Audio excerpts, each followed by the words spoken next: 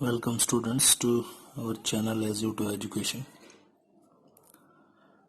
Last video में अपन ने पढ़ा था कि सेट्स की दो सेट वाली सिचुएशंस को फॉर्मूलों से और वेन डायग्राम की हेल्प से कैसे सॉल्व करते हैं।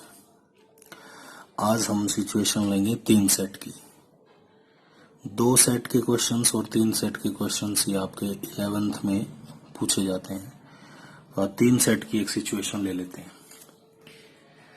जैसे मान लीजिए कि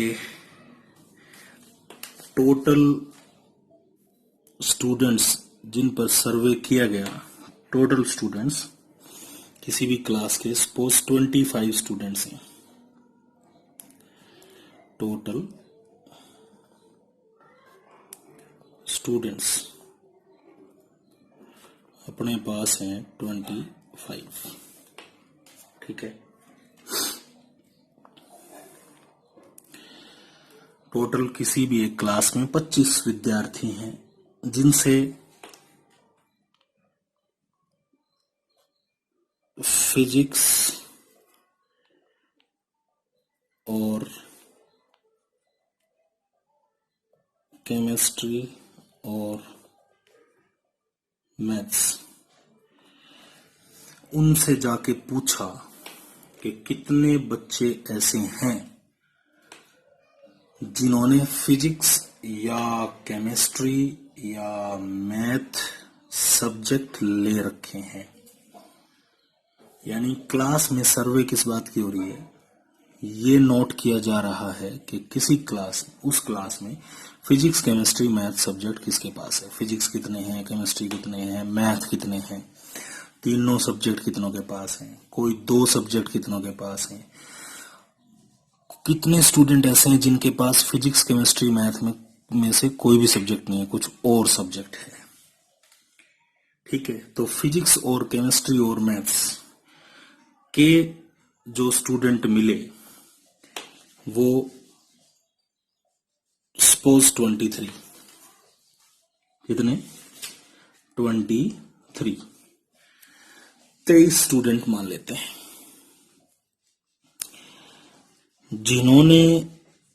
जिनके पास फिजिक्स है, केमिस्ट्री है या फिर तीसरा सब्जेक्ट अपन लिया मैथ्स। मैं ये नंबर आपके पास लिख देता हूं। 15 ने मैथ ले रखा है, 15 के पास मैथ है। ठीक है। 11 के पास केमिस्ट्री है और 12 के पास फिजिक्स है। 11 के पास केमिस्ट्री है और 12 के पास फिजिक्स है। ठीक है। फिर हम लिखते हैं कि कितने ऐसे बच्चे हैं जिनके पास मैथ एंड केमिस्ट्री, क्या मैथ एंड केमिस्ट्री, समझे आप। मैं एम और सी लिख रहा हूं।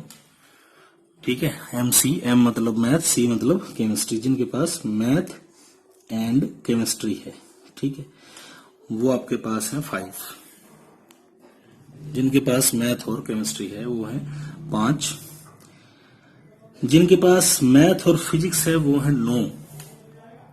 मैथ एंड फिजिक्स वो बच्चे कितने हैं 9।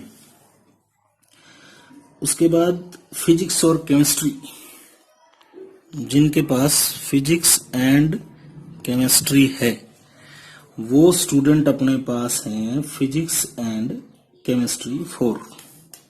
एक सिचुएशन आपकी बुक की आप जब पढ़ेंगे तो आपके सामने आएगी, मैं उसी को ले रहा हूं, उसी से आप समझेंगे। तीनों के पास एक ऐसा संख्या है, आंकड़ा है जो 3 सब्जेक्ट का है, फिजिक्स केमिस्ट्री एंड मैथ्स। वो 3 बच्चे हैं जिनके पास ये तीनों है। ठीक है। इस सर्वे हो जाने के बाद इसमें अपन सीखेंगे कि सिचुएशन जो गिवन है उसको हम सेट की लैंग्वेज में कैसे लिखेंगे, उसका वेन डायग्राम कैसे बनाएंगे। ठीक है। Number of total student, total थे 25। फिजिक्स केमिस्ट्री या मैथ में से कोई एक सब्जेक्ट, दो सब्जेक्ट या तीनों सब्जेक्ट, यानी जिनके पास फिजिक्स केमिस्ट्री मैथमेटिक्स है वो 23 बच्चे। यानी क्लास में 2 बच्चे ऐसे हैं जिनके पास कोई सब्जेक्ट नहीं है। तो यहां पर यूनिवर्सल का आंकड़ा गिवन है, वो है 25। कई सिचुएशन में हमें यूनियन पता रहता है, बस 25 नहीं मिलता, ठीक है। या फिर यूं करो, टोटल स्टूडेंट 25 है, 25 के 25 के पास कम से कम कोई एक सब्जेक्ट जरूर है। फिजिक्स है, केमिस्ट्री है, मैथ है, ठीक है, कोई ना कोई एक सब्जेक्ट है। क्लास में ऐसा कोई बच्चा नहीं है जिसके पास कोई सब्जेक्ट ना हो, तो 25 यूनियन हो जाता, राइट। तो नंबर ऑफ यूनिवर्सल सेट आपके पास यहां 25 है। अब आया फिजिक्स और केमिस्ट्री और मैथमेटिक्स। तो number of physics union chemistry union mathematics 23 है, ठीक है।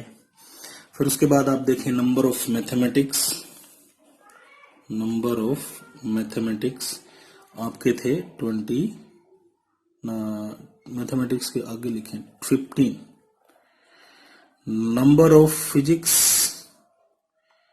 आपके हैं 12 और नंबर ऑफ केमिस्ट्री आपके हुए 11।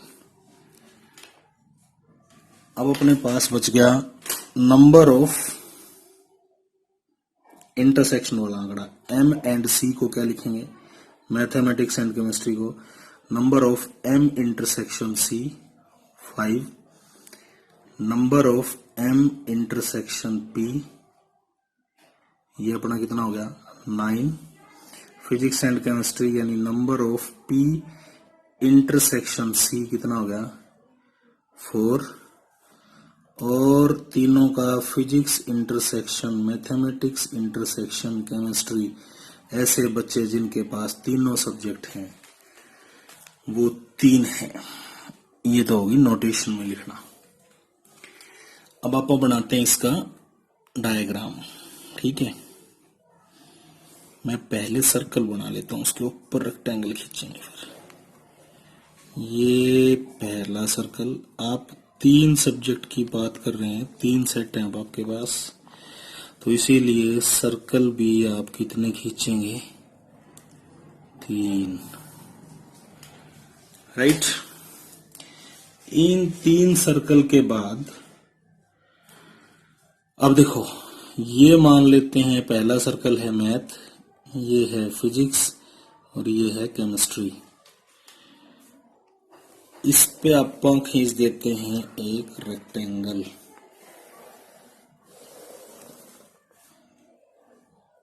ठीक है, जो रिप्रेजेंट करता है universal set. Number of universal set, जितने बच्चे जिन पर सर्वे हुई थी वो हैं 25। कितने हैं 25। मैथमेटिक्स, नंबर ऑफ मैथमेटिक्स 15, पहले सर्कल के हिस्से आया 15। नंबर ऑफ फिजिक्स दूसरे सर्कल के हिस्से आया 12। नंबर ऑफ केमिस्ट्री तीसरे सर्कल के हिस्से आया 11। इसके बाद आपको हमेशा ही तीनों का कॉमन लिख लेना है पहले। ये रहा physics intersection mathematics intersection chemistry, जिनके पास physics and chemistry and math तीनों सब्जेक्ट हैं वो ये है 3। अब आप देख लें, ये जो एरिया है जहां हमने 3 लिखा है, ये क्या रिप्रेजेंट करता है, इंटरसेक्शन ऑफ ऑल सब्जेक्ट। आप देख लें तीनों सर्कल में कॉमन है, राइट। तो ये आपका इंटरसेक्शन हो गया तीनों का। ये अलग डिजाइन देखो इसका, ठीक है।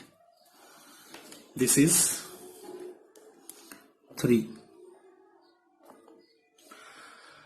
अब उसके बाद आपको क्या उठाना है, इन दो दो के इंटरसेक्शन एम और पी का, एम और पी का कॉमन एरिया बनता है ये टोटल 3 प्लस ये खाली वाला, ठीक है। एम और पी का इंटरसेक्शन ढूंढो कहां था, जिनके पास मैथ और फिजिक्स है, ये रहा 9 बच्चे ऐसे हैं, तो ये टोटल एरिया अगर 9 है तो 3 नीचे रह गया ना, तो ऊपर वाले में 6 आ गया, ठीक है। ऐसे ही फिर फिजिक्स और केमिस्ट्री का कॉमन देख लो, फिजिक्स एंड केमिस्ट्री 4 बच्चे हैं ये, या अब यहां देखें फिजिक्स एंड केमिस्ट्री का इंटरसेक्शन 4, फिजिक्स और केमिस्ट्री का इंटरसेक्शन ये टोटल बनता है इतना हिस्सा, बट हो क्या गया, यहां पर ये 3 है ना, तो ये एक ही बच्चा रह गया। अब देखो 3 + 1 कितना बन गया 4। ऐसे ही फिर आपको देखना है मैथमेटिक्स और केमिस्ट्री का कॉमन, मैथमेटिक्स और केमिस्ट्री ये रहा 5 बच्चे हैं, तो यहां पर कितना आ जाएगा 2, 3 + 2 कितना होगा 5। पहले आपको ये फिलअप करना है, समझ आई बात। उसके बाद आपको फिलअप करना है ये वाला एरिया, जिसे मैं शेड कर देता हूं एक कलर से। सपोज ये एरिया, ये वाला इतना हिस्सा देखो आप, ये जो खाली बच गया इस तरफ,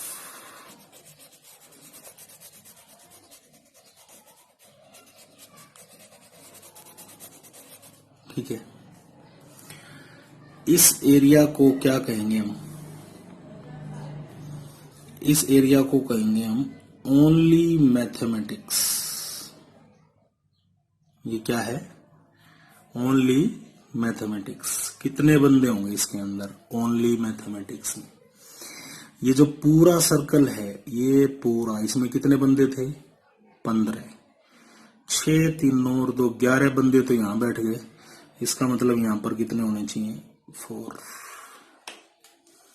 कितने आएंगे 4 आएंगे, ठीक है। उसके बाद नेक्स्ट पोर्शन आपका ये वाला हिस्सा देखो, इतना,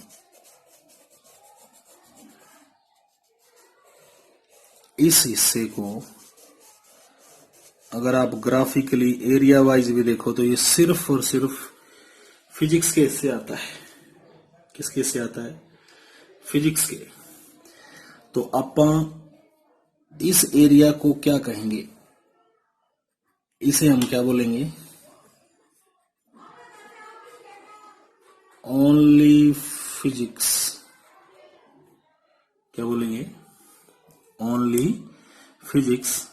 और इसमें कितने बंदे आएंगे, ये 12 है, तो ये पूरे सर्कल में 12 मेंबर बैठे थे, 6 यहाँ हो गए, 3 यहाँ हो गए, 1 ही हो गया, 6 3 9 और 1 10। यहाँ पर कितने आ जाएंगे, सिर्फ और सिर्फ 2 बंदे इससे आएंगे। ऐसे फिर यहाँ 11 है, ठीक है। अब मैं इसको डायरेक्ट भर देता हूं, ये तो आपको समझ आ गया होगा।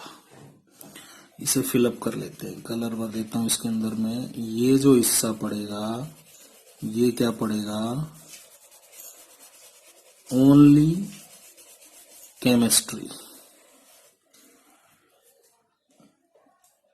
क्या बनेगा, ओनली